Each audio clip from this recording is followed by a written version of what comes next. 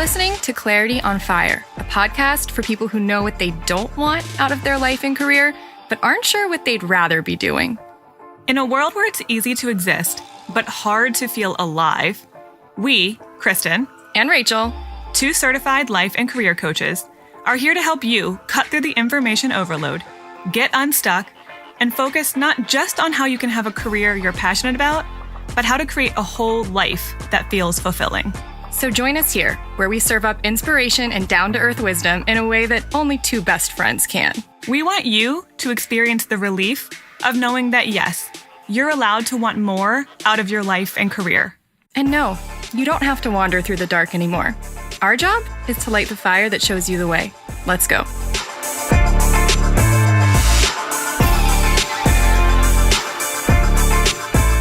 Hey. Hi. Welcome to another interview with an expert. Yeah, this was such a cool interview. It's a little long, just giving you some heads up. Whatever, they know that. Because They looked at how long this episode was, and then they hit play. So they're here to party. That's true. It's just because we had so many questions. This is a fascinating subject, and I didn't want to give it short shrift. Yeah. So what we're getting into is the Myers Briggs. Yeah, the Myers Briggs Type Indicator, MBTI, y'all. You guys pretty much know what this is, right? It's like whether you're an introvert or an extrovert, whether you're an intuitive or a sensing person. There's 4 different spectrums. Yeah, it's a personality-based assessment. So it's describing, as Leslie, our guest, describes, she says it describes your preferences more than anything. Your personality preferences. It's not a prescriptive assessment where it tells you this is always how you are, but it helps you understand how you're wired so you can go with it instead of against it. Yeah. So when Leslie says, and Kristen's going to read her bio in just a second, when Leslie says that she works with INFJ women, she has a coaching business specifically for one of these 16 different personality types, because that's her type. It also happens to be my type and Kristen's type. And I'm guessing, even though it's the rarest personality type, a lot of you guys probably I would say more frequently than not, I think we have find us. Disproportional amount of INFJs or similar profiles. And we'll talk about we'll talk about that. What does it mean to be more of a similar profile? How do you tell which ones relate more to each other than others? Yeah, you're going to walk away from this, I think, getting a clear idea of what your personality type is and what that means. And even if you haven't taken the Myers-Briggs, we have such good, Leslie gives such good descriptions. Yeah, I think you'll get it. You'll probably know with pretty strong accuracy which one you are. Yeah. Okay. By the end of it. Let's read Leslie's bio. So, Leslie McDaniel is a certified professional coach who helps INFJ women bring their vision to life. She believes that few things are more powerful than someone at ease with her strengths, gifts, and quirks as she confidently lives out her purpose.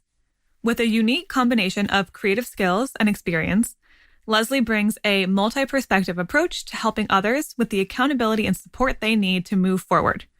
Her knowledge as an MBTI certified practitioner helps INFJ women understand their personality, celebrate their strengths, and claim their potential. Leslie serves other INFJ women through individual coaching and her weekly email, The INFJ Life.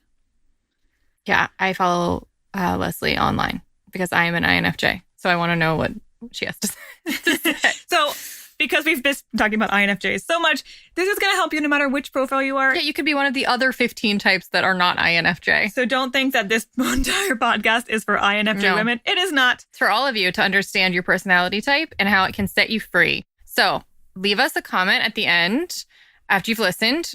There'll be a link in the bio where you can click over and leave a comment on this episode on our site. Share your profile with us. Yeah, we want to know, what's your profile? I want to do a little bit of a experiment, see what types of people are following us. That would be so cool.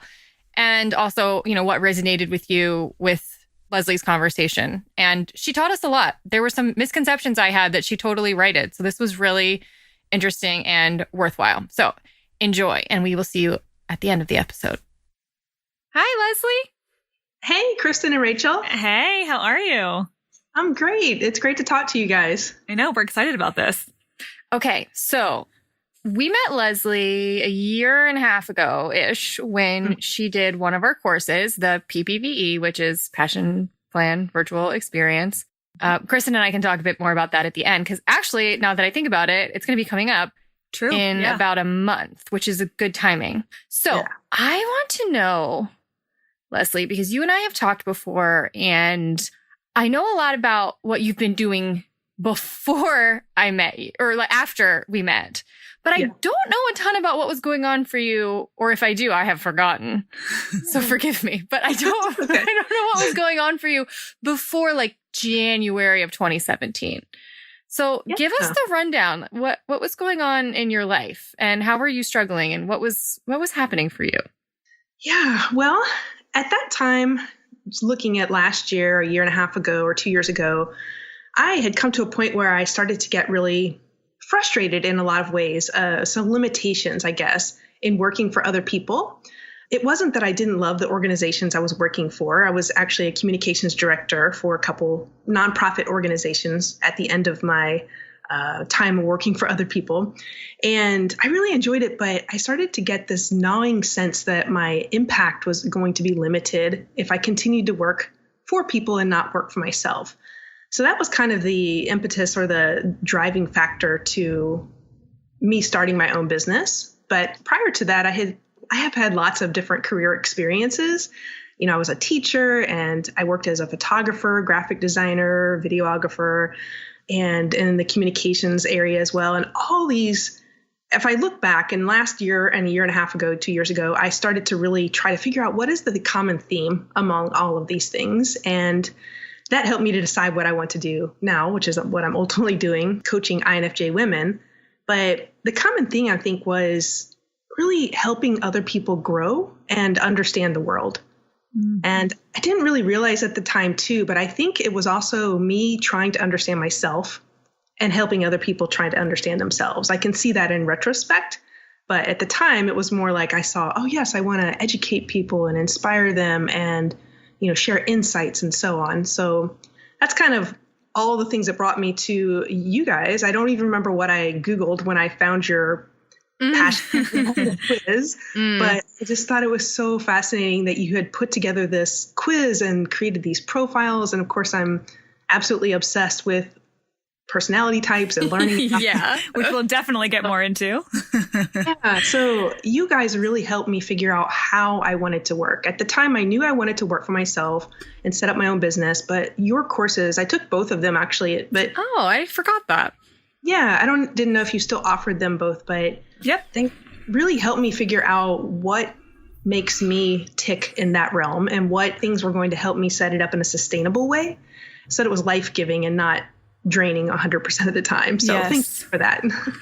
Yeah. Oh my No, gosh, that's you're really, so welcome. that's really, really cool. And I was actually about to ask, well, what shifted, right? What gave you that clarity? And it sounds like it was really cool that our courses were part of that experience of getting clear on the underlying theme, like you said, of all the different things that you had been attracted to.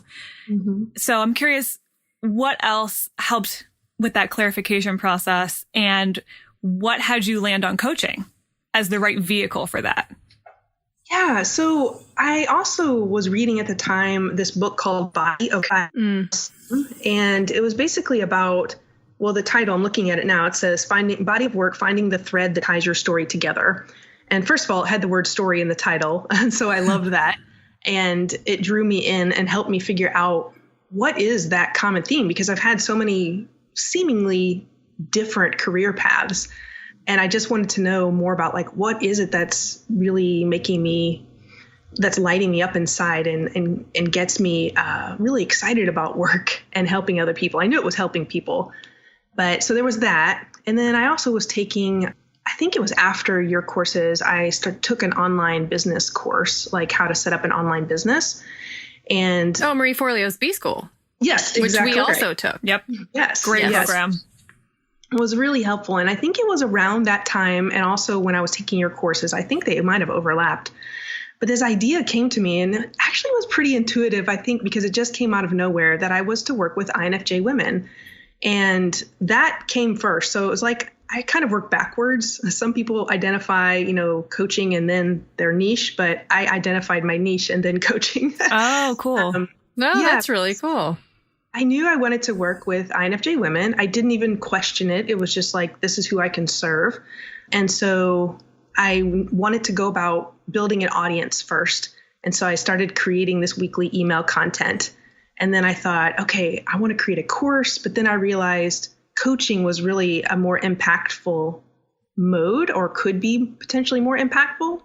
And so I sought out coaching as a way to, I guess, further serve this group of people that I had identified. And so that's when I again, spoke with you, Rachel, about coaching, and you helped me kind of figure out a good path for me along those lines. Out of curiosity, do you think that realizing that coaching more so than programs was valuable just because of that was a good way for you to express it, or because that was a more powerful way for your INFJ women to receive the kind of help you wanted to give? I think it was both, really. Okay.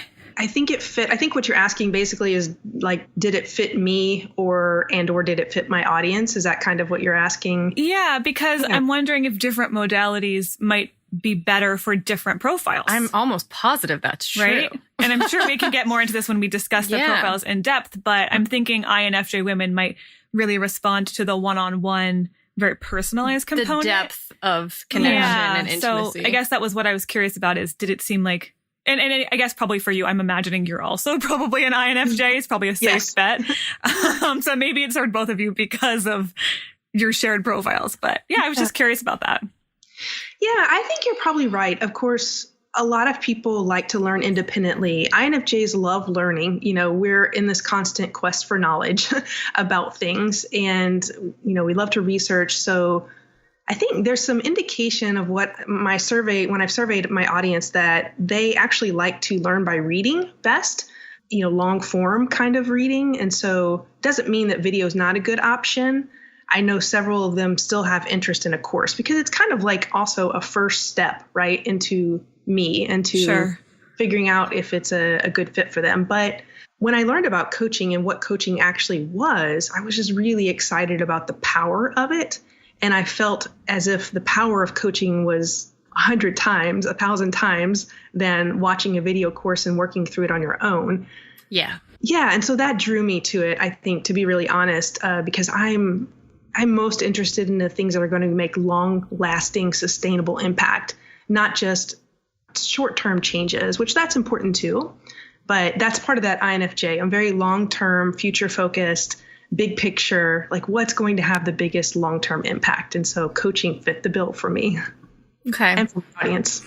Yeah. So I think that's a really great place to transition into what we want to talk to you about, which is the 16 different personality types that, are comprised by the Myers Briggs. And I think that the segue is great in that you made a decision that really aligned with your personality type and with the kind of people that you wanted to work with and to serve. Yeah. And I think Kristen and I did the same thing without maybe realizing it. I mean, Kristen and I are both also INFJs, so that's why we like each other. INFJ party right now, all three of us. And personally, while I know it's one of the rarest personality types, it's one of the least common, I have worked with a lot of INFJs because we find each other. And I think there's more of those types of people, ENFJs, INFJs, who listen to us than maybe some of the other types, just because like attracts like. But I'm so interested in learning more about this because I love quizzes. I love personality types.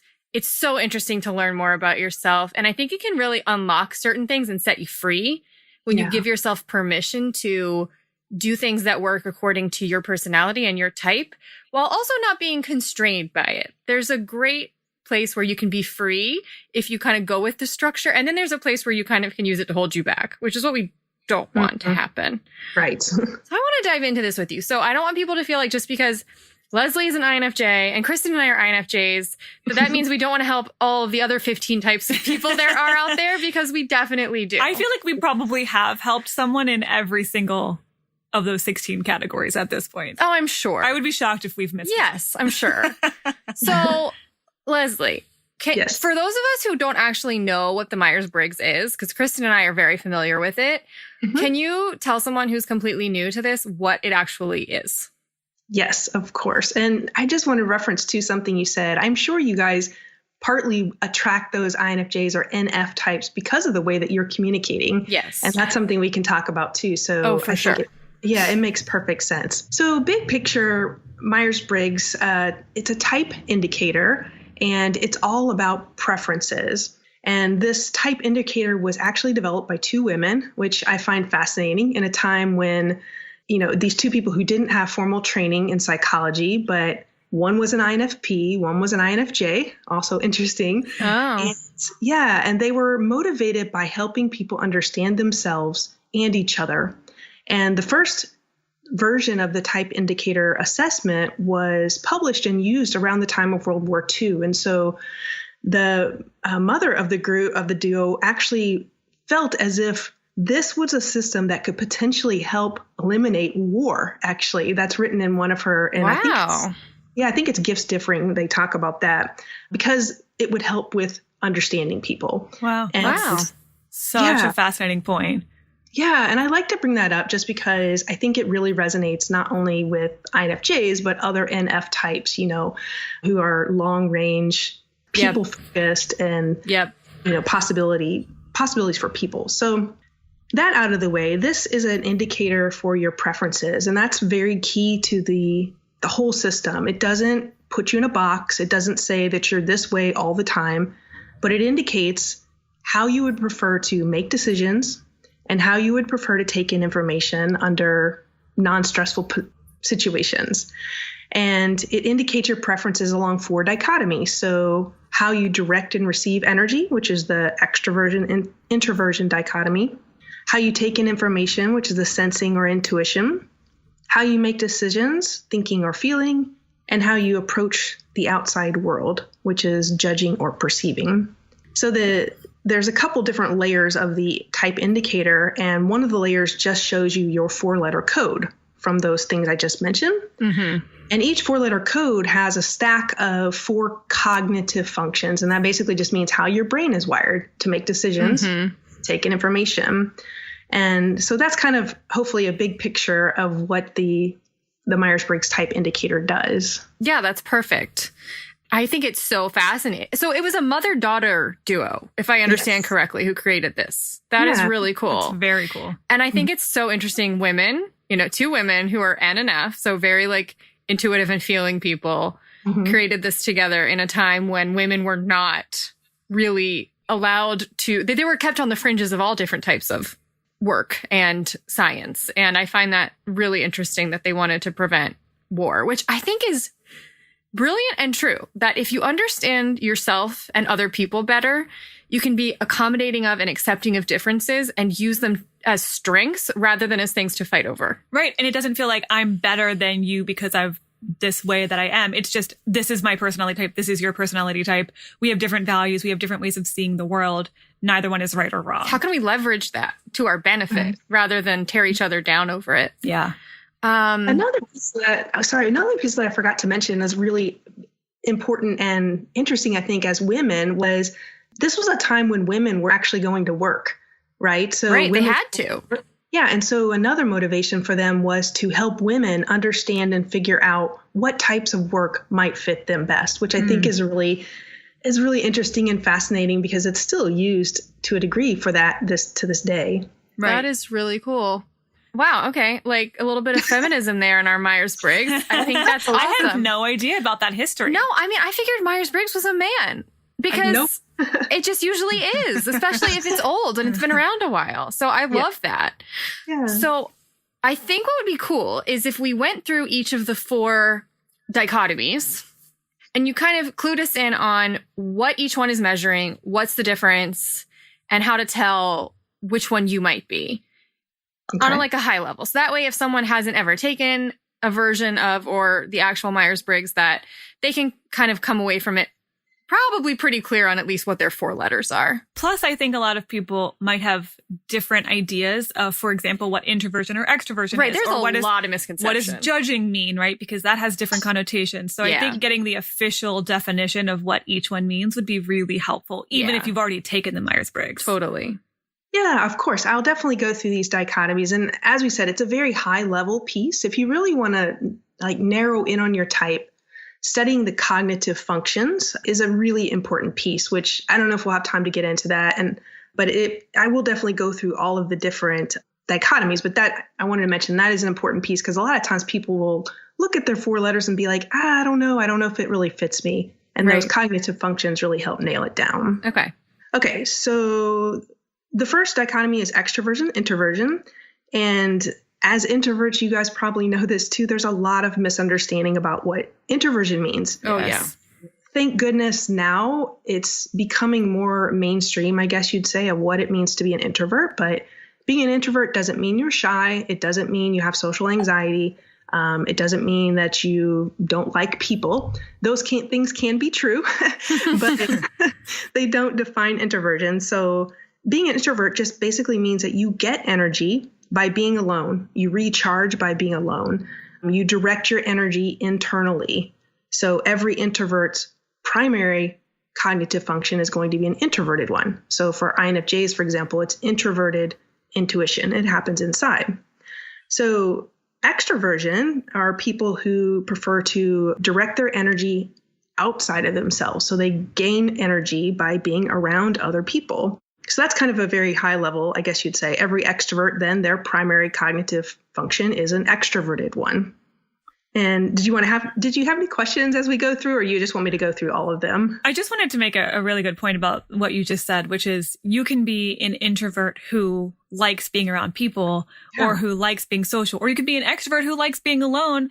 But at the end of the day, it comes down to where you draw your energy from. Does it give you energy, or does it expend energy to be alone or with other people? And that's what it ultimately comes down to. And I think that will clear a lot of things up for a lot of people who don't know exactly where they fall because they've had a misinterpretation of what those 2 words mean.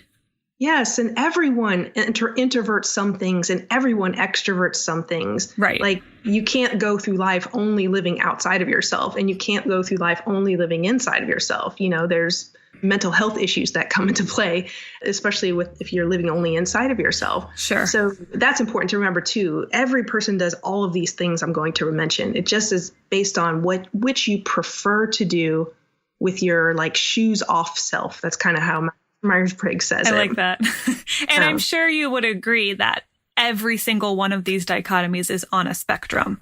So you can be an I, but you could be a really far on one end of the spectrum I, or a more borderline I. And that's true for every single one of these things we're going to be describing. Yeah. So Myers Briggs actually doesn't measure a quantity or amount. There are some free Myers Briggs like assessments that will give you like you're 57% introverted, but the true pure Myers Briggs system only indicates your preference. So it doesn't ever say that you're a strong introvert or you're a weak introvert or a strong extrovert, or it just says you have a preference for introversion or you have a preference for extroversion. Because remember, we do all of them. We do both of them. And that's a very important misunderstanding that a lot of people will say, well, I'm an ambivert because I do both. And we do both. But the Myers Briggs theory and system is that you have a preference for one over the other, which is kind of negates the need even for a scale, right? Like if say that makes sense.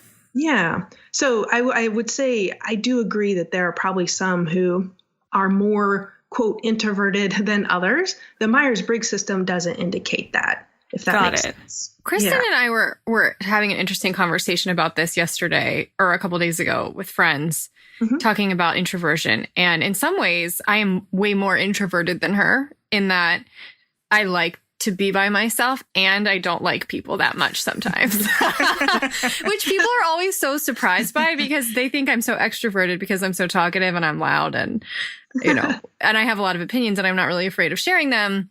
Yeah. I think that has a lot to do with the misinterpretations of introversion. Yeah. But I'm a big external processor. I obviously have a very deep, rich internal world, but I talk a lot and I need to process out loud or else I feel bottled up. And Kristen processes internally. She can be sitting on something for 2 days before she shares it with a person. If I did that, I would explode.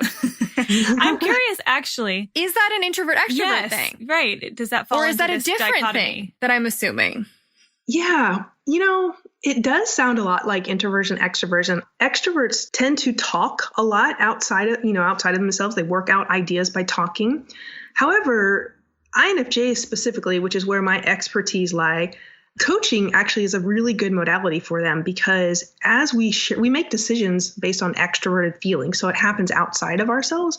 And as we share things out loud and especially hear things reflected back to us or share things with someone like a coach who can put together these insightful pieces and share it back to you, like that really helps us to make sense of things. So in one way, I would say, yes, it is high level an introversion extroversion thing, but there's some nuances as well. Because INFJs lead with a perceiving process, meaning we lead with taking in information.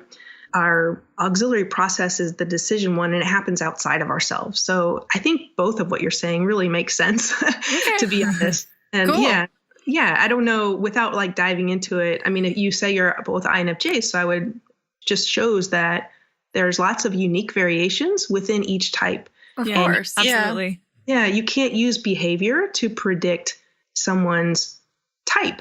Yeah. Are similarities, but that's another key thing. People are like, oh, they do this, so they're not a whatever, or they do this, so they're definitely a whatever. And it's not really the way that it works. Well, no, because people can behave in ways contrary to their personality, and they might be forcing it. They might they might be trying to fit into a box that's not right for them, or they might just break the mold in some way. And so, right, like looking at someone is not really a great way to determine their personality type.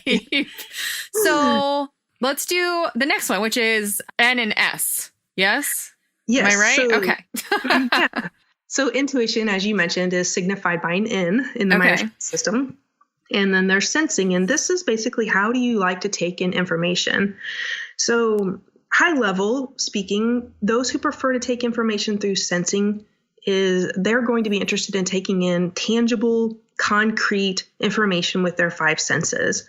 They're going to be very aware of what's going on around them. And they they're pretty factual and concrete, and they base things on that, on their experience. They trust their experience, and they like specifics and details. Those who prefer intuition, they tend to focus more on the big picture rather than the details. And they tend to focus more on connecting facts and looking for patterns. So whereas someone who prefers sensing is going to be kind of more oriented toward the present and what's right in front of them, those who prefer intuition are going to be more oriented towards the future, what might happen, possibilities. So interesting. That's kind of a high level. Yeah. Interesting. Okay. So it sounds like intuition, or people who have an N in their profile, even if they have facts in front of them or evidence in front of them in the present moment about something, if they zoom out and see the bigger picture, they might choose something other than the facts or the logical, the practical, or their personal experience, those instances that they're seeing with their own eyes, versus the sensing people are more likely to make decisions based on factual evidence or past personal experience. Is that what you're saying? Yeah, pretty much. Those who prefer intuition, it's not, I mean, we all use our five senses, obviously. Sure. But we're going to be more focused on looking how those things work together in a pattern to help us gain an insight about something in the future. Instead of there's this saying that goes, people who prefer sensing can't see the forest for the trees, whereas those who prefer intuition can't see the trees for the forest. Gotcha. So, Okay. yeah, that's kind of a description to help you see where our focus is. It's not that we can't look at or take in that other type of information. It's just kind of what we do with it. And as you said, are we zoomed in or are we zoomed out? Okay. Interesting. That's similar to, but a little different from what I thought. So that's actually really helpful to get that more specific clarification. Mm-hmm. I'm kind of curious if you have an example of if you had a decision to be made or something like that, and how would an S person approach it versus if we could have a concrete example. I feel like that would be helpful.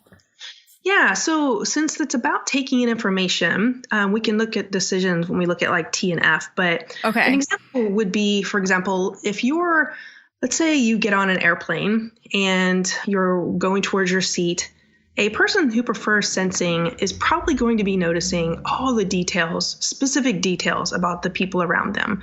What is the specific title of the book that the person is reading? What are they wearing? What are all the details of their immediate environment? And a person who prefers intuition is going to be more about taking in an overall feeling of what's happening on the plane, getting a big picture view of, I feel as if there are a lot of people here who are really frustrated, and I can sense that with what's happening in front of me, and just getting more of an overall feeling rather than looking at these concrete, specific details. Okay. Another example would be like if you're driving down the road, and a person who prefers sensing is probably going to be very aware of all the details, especially if they travel a route repeatedly. They're going to know exactly when, like something changes on a building. Whereas a person who prefers intuition, more than likely, they may pass by the same building every day and maybe not recognize something about it until like 6 months after it appears. And so that's another thing, those for intuition, especially when we're driving, we can maybe, miss turns, or we often get caught up in our heads of things, for an introvert especially, our thought patterns and possibilities, and we're not really paying as much attention to the immediate environment. And of course, those are very generalized examples, but do those help you understand a little bit better? Totally. Yeah, that's really helpful. And I think we kept asking about, well, how does this factor into decision making? And we both talked about decision making. And I think it was helpful that you clarified. This one is really about how you take in information. It's about perception rather than decision making. Yes. And I'm sure it influences your decision making, of course, but really it's measuring taking in information and how you prefer to do that. And so that's actually really helpful to have that distinction. Yeah. And we'll get more into decision making, like you said, in the I recognize that a lot in Kristen, that she's very in that she doesn't pay attention to small details, but she's kind of gets lost in her head a lot. And definitely. And I am an N, but I have way more S energy than you do. That is for sure. You definitely do. I'm definitely the one who would be missing a turn because I'm up in my head, or because I'm just noticing the general surroundings, but not the specific turn lane that I'm supposed to be in. I could tell you when that building changed and like the day that it changed, probably. Yeah. That's funny. So this could be wrong, but I'm just curious. Would it be accurate? And if not, correct me, to say that N's tend to think almost in abstracts and S's are thinking in concretes? Absolutely. So, okay. Yeah, another example of that would be like if you're looking at a picture, a photograph, or a painting, someone who prefers sensing is going to be looking at the concrete details. They're going to be noticing all the fine, and of course, if you study art, that like the technical brush strokes and all that kind of stuff. Yeah, or the color or the words, the use of light. Details. Okay. Whereas someone who prefers intuition is probably going to be like, oh, well, I see that person, that picture's crying, and I wonder why they're crying. Could it be? And then they might make up a story about what's happening there. Interesting. So they're seeing it on a more human level, and the S is seeing it on a more technical, like skill level, in a way. I think it's more big picture versus like detail oriented. Interesting. Okay. Very interesting. So I think I feel good about that one. Yeah, those examples were really helpful. So all right. I think, we're ready to move on to T and F. And I can already see how this is, how everything we've talked about is going to help us understand the next two dichotomies. Yeah, probably. Yeah. And just want to mention too, because, you guys mentioned you have variations even in how you use sensing and intuition. And sometimes our work or our family situations can cause us to be acting outside of our preferences. And it doesn't mean that we really change our preferences, but it might mean that you've developed skill in an area that is maybe not your preference. For example, someone who prefers intuition, maybe they're working in accounting and they actually do deal with a lot of numbers. And more likely than not, those fields can make someone overwhelmed and stressed. Doesn't mean always, but there's that too. And another important piece is these two middle letters, the N or S and the T and F, the pairs of those that work together really show a lot about a person. So those are kind of the function pairs that matter the most, I guess you'd say, because they show how you take in information and how you make decisions. So that makes sense. Gotcha. So thinking and feeling is how we prefer to make decisions and come to conclusions. So those who prefer thinking would prefer more like logical analysis of things. They tend to be able to step outside of the situation and look at it through a logical lens. And they're looking for kind of like objectivity. And those who prefer feeling are going to be more, this is where the empathy comes into play. So they're more able to, they want to put themselves inside the situation and feel how it feels to the other person. And they're going to be looking more about how their decisions impact people. And another key piece of the feeling part is basing your decisions based on a strong value system and creating harmony. Versus the T, which is probably the most practical or logical decision, the thing that makes sense. Yeah, just very analytical, very like cause and effect kind of thing. Is, they're looking at things differently, kind of like from a detached viewpoint. Whereas feeling tends to be more in the situation and imagining or feeling what it's like for the other person, or how is my decision going to impact people around me.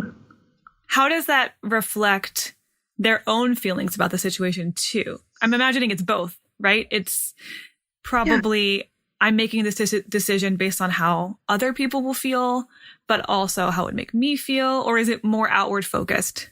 Well, it depends on which type you're talking about, but in general, it's also based on how you, what your value system is. So that's kind of where the how it makes me feel piece comes into play. Got it. INFJs, for example, we make our decisions based on extroverted feeling. It happens outside of us. And we're interested in maintaining harmony among people in general. So we tend to be more about what is the decision going to do for the people in front of me than it is for myself. And it can actually, that can be an issue because then we forget to include ourselves in the harmony, right? Because we're included in whether or not harmony is maintained.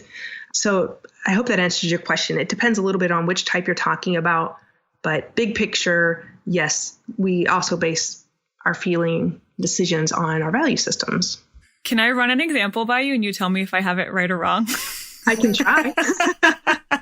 I'm just thinking if there were two people, for example, planning a vacation together, I imagine the thinking person would be more focused on what makes sense in terms of how much vacation time we have and the exchange rate of the currency in another country, possibly, or what could get us the most bang for our buck, or the flight situation, the mileage. Right? So the logistics of the trip. And I could imagine a feeling oriented person saying, I really feel like I need some ease. I need to go to Bali. I don't care that it's going to take 24 hours and it's going to use all of our miles for the year. I just don't care.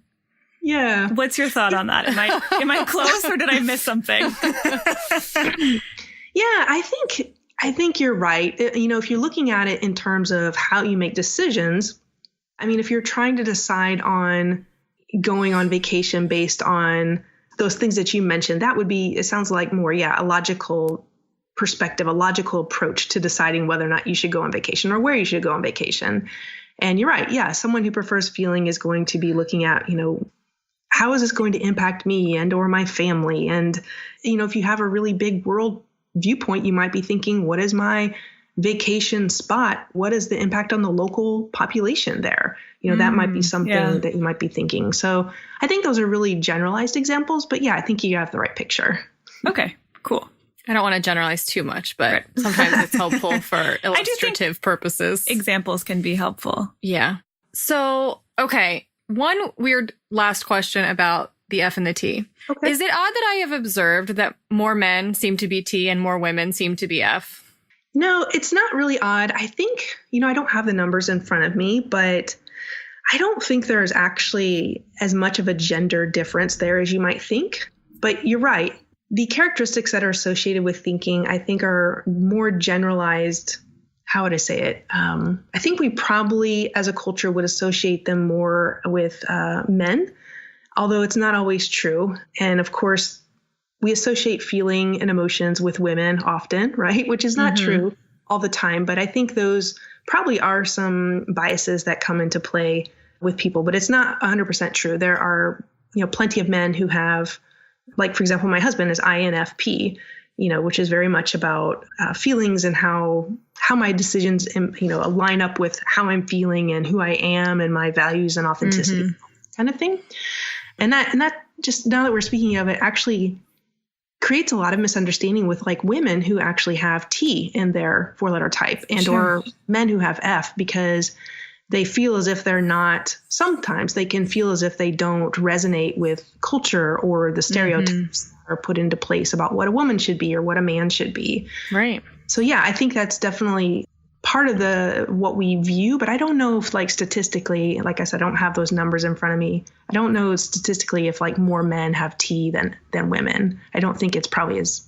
No, it's probably not a very big discrepancy. Yeah. And like you said, if, for example, you were in a work situation that required you to be more S than N, if you're a man in a society where you don't feel as comfortable with the feeling side of things, even if you are an F, you might be more of a T in how you are trying to approach the world. You might have had to try to work that muscle. Right. You might have had to overwork it just to survive sometimes.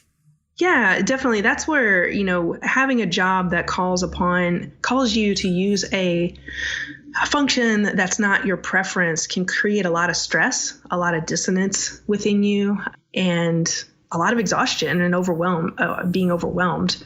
Okay. All right, let's do it. Let's do J and P. This is one of the ones I'm most familiar with, but I'm very curious how you're going to describe it. Well, I'll describe it how Myers-Briggs describes it. And there is a lot of confusion about this one. And I think it does create a lot of confusion with typing, especially among introverts. But the generalized description of JP, the preference is just how do you approach the outside world?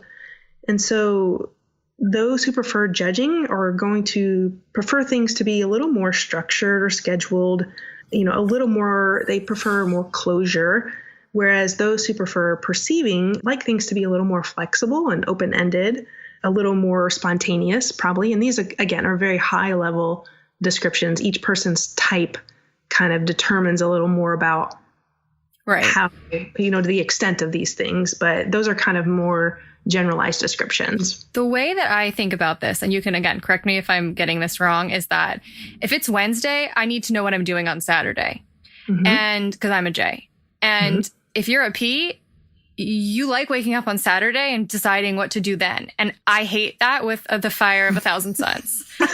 Like, if you ask me to do something on Saturday and it's Saturday, I might say no, not because I can't do it, but because I'm trying to train you to invite me 4 days ago.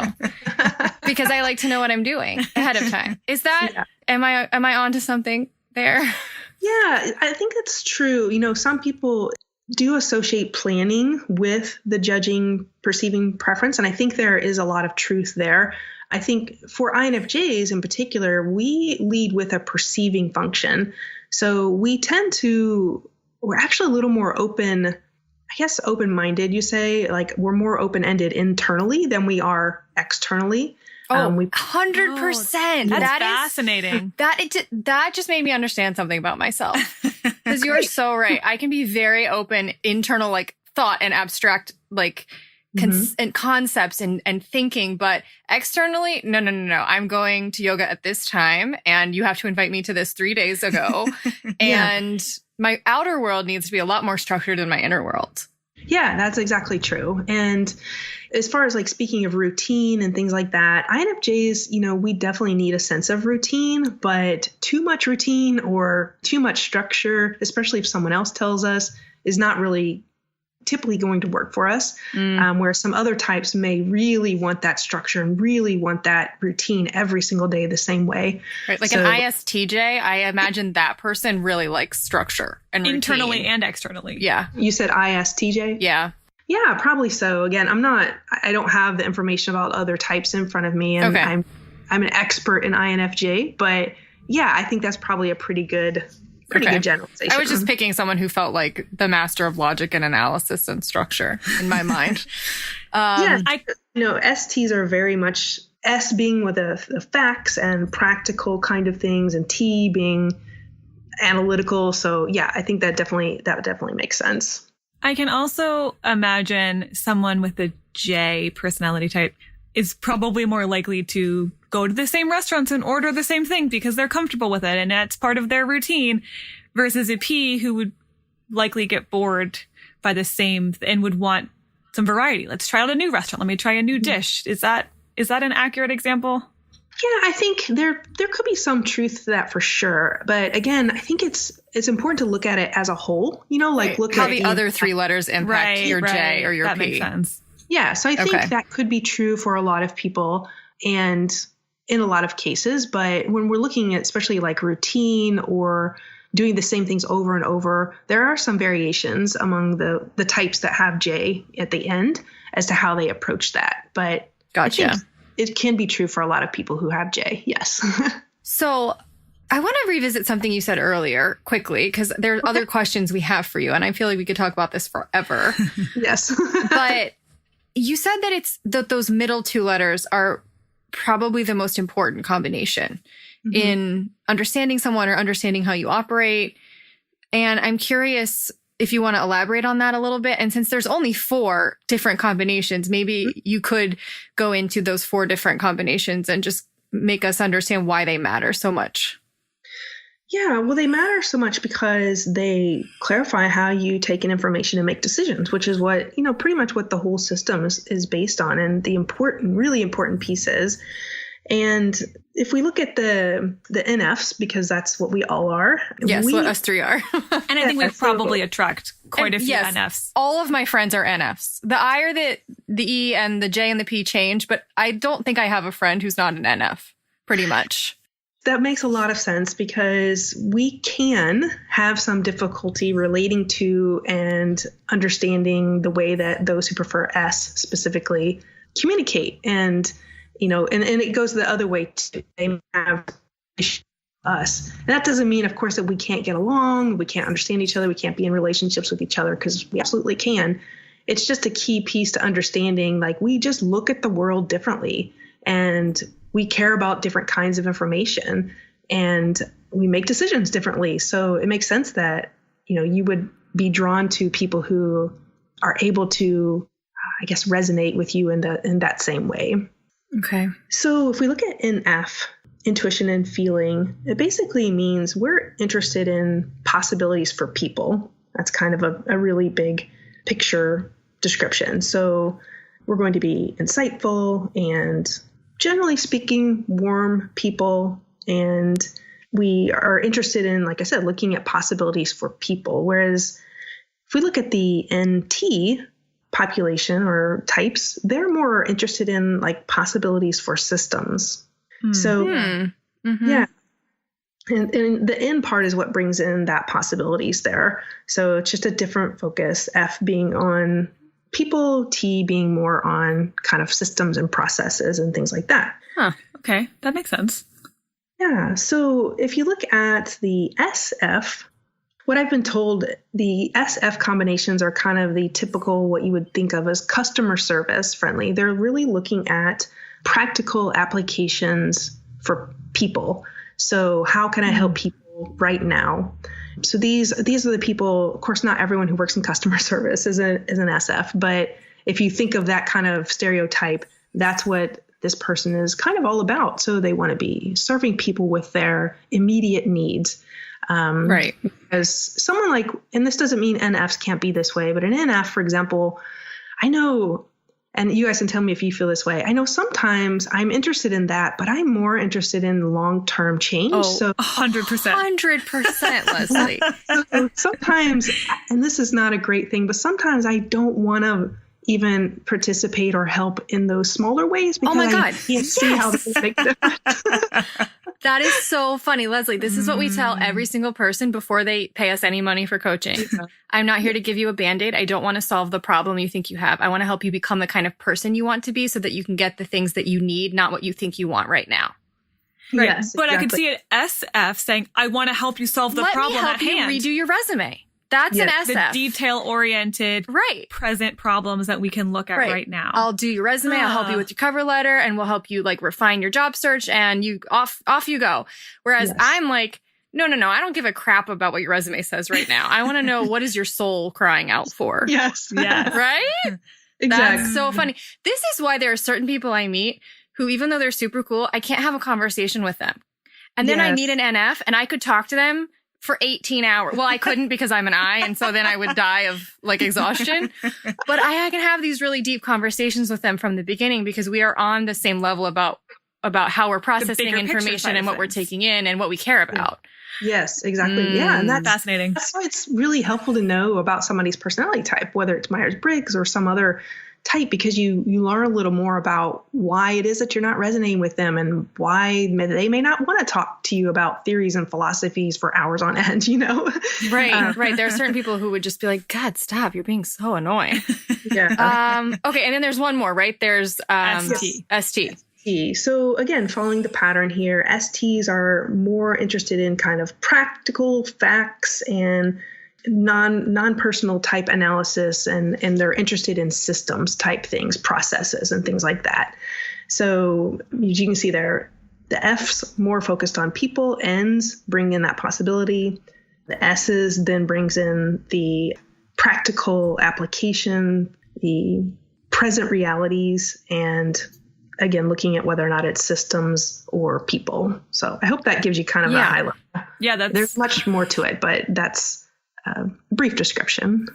Right. Okay. Yeah, that was really helpful. I have a question now, and I almost want to get your take on a way I've been perceiving the Myers-Briggs or any personality assessment for that matter, which is, I guess my question, and then I'll give you my story behind the question. My question is, can your type change over time? Mm-hmm. And the reason I ask is because I definitely think in my past, I acted much more from an INTJ, maybe. Now, I don't actually know that was been a more S. I mean, like trying to be more S, but I don't actually think you ever were good at that. And part of me wonders, was I actually that, or was I suppressing the true F? Because I think I've always been a very highly feeling person in that regard, especially in the way you described it. And so I really don't know the answer. Was it conditioned that I thought of myself as a more logical thinking person? Or did I actually change over time? And is that even possible? Well, I'll give you the official Myers-Briggs answer, and then I'll give you my perspective. Okay. But yeah, so the Myers-Briggs theory is based on the idea that you're born with your set of preferences and that it does not change over time. It doesn't mean that they don't believe that you don't change and develop over time, because of course you do. But the theory is based on the idea that we're all born basically with a certain type of personality. There are other systems out there, that's not the case. For me, my perspective is I tend to agree with that. I look back on my own life and I look back on, other people who have tested as INFJ that I've worked with. And that tends to be true. It's pretty consistent throughout life. Now, Kristen, what you mentioned, that it could be that there were mindsets in place, or maybe there were, maybe your family situation, previous work experiences that caused you to kind of swing to that other side. Now, it's hard to know without going into more detail with you, but I know I worked with one woman, and she actually looked at the logical thinking perspective as something that she should want, that was a better way of doing things, and kind of repressed, like you were saying, the feeling side. And in that case, she really, her assessment came out INFJ, of course, but she wasn't really happy with that, so I think a lot of it had to do with culture with her, and was expected of her. Yeah. So yeah, I think that's probably my situation. Yeah, I think yes, I totally think that you're probably born the way you're born, but that we get cultured and conditioned, and we pile on crap on top of us that obscures who we really are and what our natural preferences would be. Yeah. And then we think that's who we are. And that coaching, I mean, there's more modalities, but obviously we're all three coaches. So we understand that the point of coaching is to help you kind of undo and sort of release all of that garbage and junk that's blocking you from understanding and acting on your natural preferences and letting that stuff go, rather than becoming a completely different person. It's becoming who you already were on the inside. Yeah. And then another piece of that to respond is just, so Myers Briggs is based on the work of Carl Jung, and he had this theory that there were stages of development in our life, and that each person focused on developing their dominant function, in their early years. And then next towards, I don't know, maybe around teenager, 20, I'm not sure exactly what year, but then you would begin to develop your auxiliary function. And then in midlife, they say, in your late 30s, 40s, 50s, and so on, you would begin to develop your tertiary and inferior function. So a person's stage of development, which doesn't always mean age, right? But their stage of development can impact how your personality type shows up as well. And I say it doesn't always follow along with your age, because just because you're a certain age, maybe 50, doesn't mean you're actually as self-actualized as someone who's 35. Right. If you haven't done the work and all the things you were just talking about, that happens through coaching specifically. But that's another piece that can really play, right, have an impact on how it shows up for us. So I can't believe we've talked to you for almost an hour and I still haven't asked you all the things I want to ask you. Whatever. This might be a longer podcast. People deal with it. It's fascinating. I mean, right. It's fascinating if you're someone like me who's an N and an F and you could talk about this all day. If you're an ST, you might be gone already. I don't know. The NFs who are still listening. Yeah. So for all of you still here. Okay. Why is it so important that we understand our personality type, and how can it be of such benefit to us to live and act and maybe, work in accordance with our personality type? Yeah. Well, I mean, it's really important for a bunch of reasons, I feel like. Knowing your personality type can help you identify your stress responses, because there are certain ways that each particular type acts under stress. Oh, yeah. Everyday stress and extreme stress. And so that can actually help you recognize, oh my gosh, okay, I'm under stress and I need to make some adjustments in my life. One of the key things, I probably should have started with this, is I believe understanding your personality type lays a foundation for self-acceptance and self-love. 100%. Oh, yeah. Believe this. Yes. Endorse. Continue. And that's why I do the work I do, because I went through this journey myself and I discovered about myself, and I want that for other INFJ women. But that's another key piece, is understanding how your brain is wired kind of frees you up in a lot of ways to be like, okay, this is how I'm built. This is how I see things. And it can bring a lot of self-acceptance if we don't reject that about ourselves, of course. Then those things, of course, can lead into confidence and all the things you need to actually accomplish what you want to accomplish.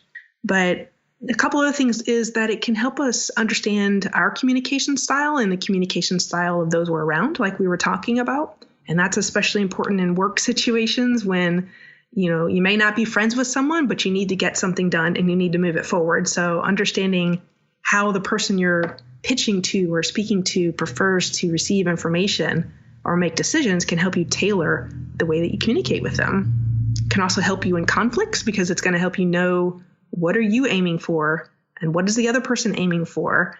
It can help you know how to resolve them more quickly, and just making decisions even in life, knowing how you prefer to make decisions, and then realizing I may have some blind spots over here. I may be ignoring some pieces of information because of what I prefer. So, I mean, there's a lot of ways, but those are kind of some of the general ways that I think personality type is really important for us. I think the acceptance piece is incredibly key. I think both personally and also with other people. I mean, I am not a P, and I got to tell you, sometimes the Ps trigger me and they make me uncomfortable, because they won't just make a friggin' plan, or they won't just decide what they want to do, and they won't give me enough notice. And if you're in the mindset of not understanding personality types, you might be judging that as wrong. Like, or it's disrespectful. Wrong or disrespectful. It's wrong of them to behave that way. And you might say you're married to a P and you're a J. Yeah. You might constantly fight about this, and it might kind of over time grow into resentment and contempt, which could ruin a relationship. But if you understand and can respect the fact that this is just the way they are and this is the way I am, then it's easier to find compromises and to breathe and to find acceptance. Not always. It's probably still going to trigger you, but you're not going to come at it with, I think, the same level of vehemence and dislike when you don't realize that it's wrong. It's just different.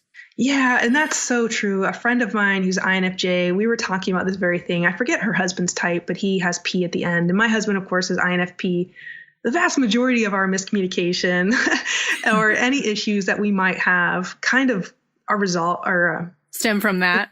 Yes, because, for example, just speaking of time, so he'll say, yeah, I'm going to leave here in just a little bit. So in my mind, I translate that to like 5, 10, 15 minutes, right? Oh, yeah, that's never what a P means. Never trust them. Yeah. So to him, it means sometime in the next hour, I'm probably going to be leaving. And oh my God. I mean, it's gotten better now. We understand now how we communicate that way, but that's infuriating as a J. That is so infuriating. Oh my God, I want to hug you, Leslie. You're a saint. It's not that bad. And, we respect each other and love each other, of course, and we work through a lot of things. But that's definitely one. I do mental translations in my head now when he says time, although he tries to be very, much more specific of telling me like exactly when he's leaving. So I know when to expect him or whatever. Right. But yeah, when I say I'll be leaving in 5 minutes, I'm going to be leaving in 5 minutes. Right. Exactly. You can count on that. Yes, exactly. That is one of the best examples of P and J. Yeah. My Kristen and I have an ENFP friend who doesn't live here anymore, but she would always be like, I'll be there in 2 minutes. And I would always multiply it times 10. Yeah. It was always 20 minutes. It was never 2. Yeah. And see, as long as you know that and you accept it and you love them anyway, it's all okay. Right. It was almost, it became lovable because also then I wouldn't show up. Like if she said, oh, I'll be there at noon, I wouldn't show up until 12:15 because I knew she wouldn't be there until at least 12:15. Yeah. And so then you save yourself time and annoyance. But and frustration, yes. And I think, again, the self-acceptance is really key. I grew up with 3 friends who were more extroverted than me. Mm-hmm. And I was the only really intense introvert in my friend group. Mm-hmm. And I used to feel such guilt and shame about not wanting to stay out and late with them. And I would have to make, it was known that I would fake getting sick to get out of things. And it became a funny thing that people would make fun of me for because they knew I wasn't really sick that often.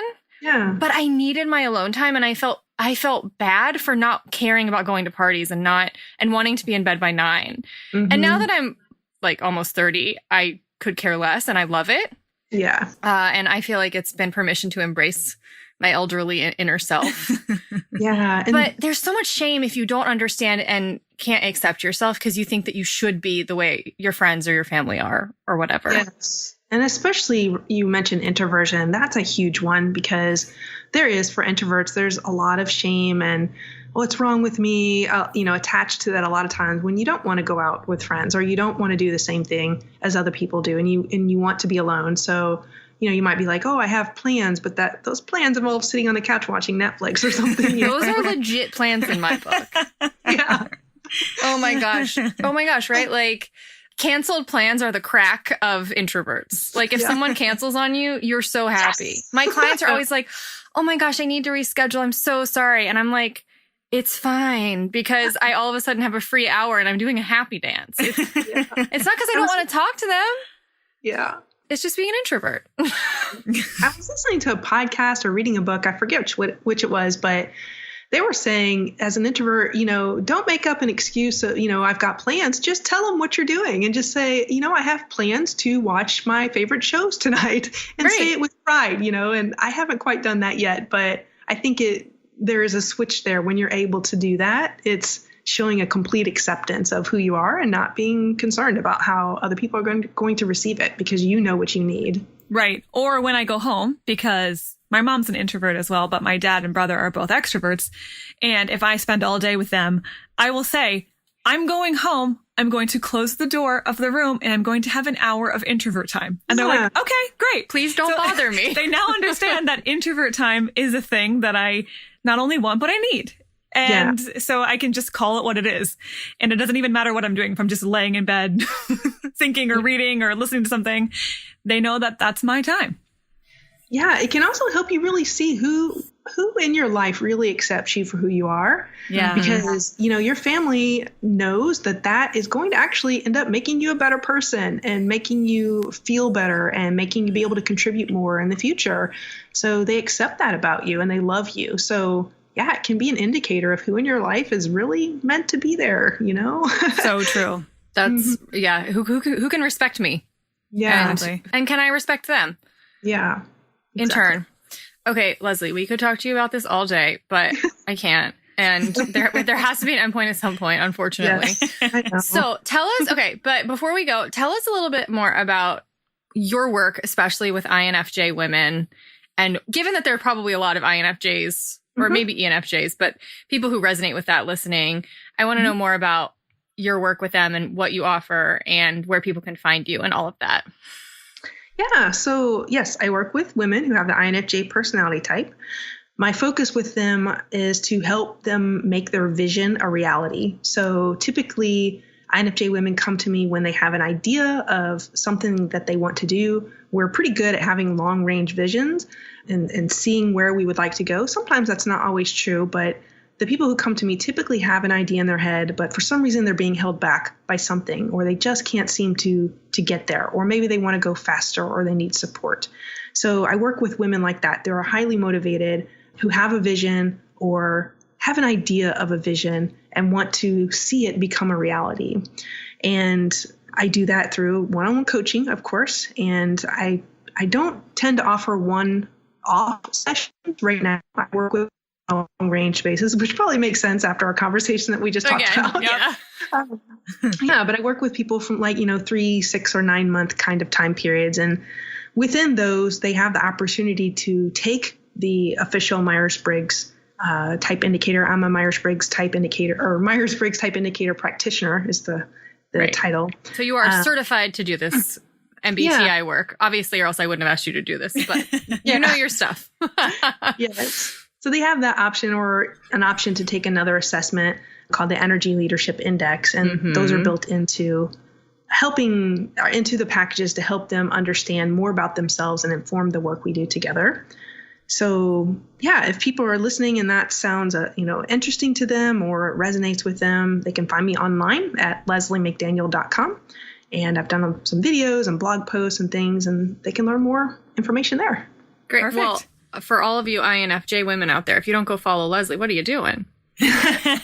We will be linking to her site in the episode description too, so you can just click right over. Though I think that if you are an N and an F, you'd probably enjoy Leslie a lot because, again, I think that's the most important combination for friendship, are those two middle letters. To me, it feels like that's what you bond with someone over, and that's kind of where the thinking finds symmetry. Yeah, it's true. Other combinations can really bring fun and interest to areas that we may not have considered before, but right. It takes a respect and understanding and a willingness to communicate with each other on different levels. So yeah, I think you're right. We definitely tend to resonate with the combinations that are similar to us, but there's always opportunities for others as well. All types are important, I want to say. Right. We don't have Kristen and I don't have a bar that you have to jump over in order to hang out with us. It just happened to be that all of our friends are NFs. It's just been organic the way it happened. So, okay. This was so awesome. Thank you so much for doing this. This clarified so much for me, and I already felt like I had a pretty good sense of the Myers-Briggs, so this is going to be really helpful for people I feel who much are more newer to this. I feel much more educated now, and I can help people more with this now. So great. Thank you for having me. I appreciate it. Yeah, thank you so much. All right, we'll talk to you later, Leslie. Bye. Bye. Okay, so at the very beginning of this episode, which was a lifetime ago, Leslie mentioned that she had done one of our courses, which is the Passion Plan Virtual Experience, aka the PPVE. I don't really love the name anymore, but it's been around so long I can't change it. But it's okay. It doesn't matter what it calls. It matters what it does, right? Yep. Okay. Yep. So if you are interested in getting clear on what you are passionate about and how to apply it to your work and your life, and not only that, how to live a fulfilled life in a way that allows you to be free from fear and other people's expectations, this would be a really great course for you to consider because we only open enrollment twice a year. And we're doing it again in about a month. We haven't totally solidified the dates yet as of the time we're recording this, but we will announce that very soon. So if you would like to consider doing this course, you should get on our wait list, or not our wait list, our VIP list, because those people get notified as soon as enrollment opens, which means you can get the course for like $100 cheaper than everyone else. And there's also some other bonuses that We we give usually offer a only few free calls. Right. But like we only do that to the people who are on like the early bird list. Right, because they usually get filled up before Really the rest fast. of our people find out about the course. So you get some other cool perks as well. And Link to the VIP list will be in the episode description. yeah, one of the coolest parts about this course is that unlike our other course, the Passion Profile Short Course, this one is only available twice a year, which means you go through it as a group. It's longer, it's more in depth, it's more intense, and it's about 5 to 6 weeks, and it's with about 50 other people. Right. So there's a whole cohort of you going through it, and there's a very active forum. So you feel like even though, yes, a lot of it is do it yourself, there's a lot of community support too, because you're going through the same process at the same time with people who are in a similar space as you. It's the same process we take one-on-one coaching clients through on their own. And of course, there is some benefit to being a one-on-one coaching client because you get one-on-one direct experience and you get it for much longer and much deeper. But the PPVE is a great place to begin. And you might continue on to one-on-one coaching after that. It might be completely enough for you, but especially if you've been considering one-on-one coaching, but maybe the price of it is just out of your like range at this moment, this is a really great thing for you to consider. And it's kind of like an AP life class. Yeah. It's the AP life class you should have taken in high school or college, but that no one ever forced you to take. I'm telling you, it covers all of the bases that you need to consider in order to have a really like deeply fulfilling, happy, contented, passionate life. So if that sounds cool to you, you should get on the VIP lists. And you can either do that by clicking the link in our profile, or not link in profile. What is this, Instagram? Well, the link in the episode description. Right.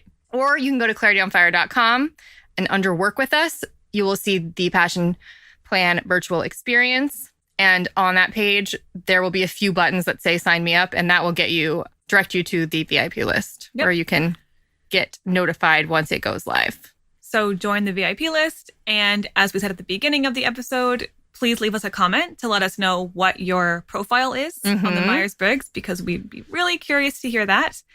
And then we will see you on Tuesday with a blog. From you. Yeah, it's going to be a new blog. Who knows what it'll be about? That's like 6 weeks from now at the time we're recording this. Anything could happen. It'll be September, so we'll be back into new blog territory instead of replays. Okay. We will see you on Tuesday then. See you then. Bye.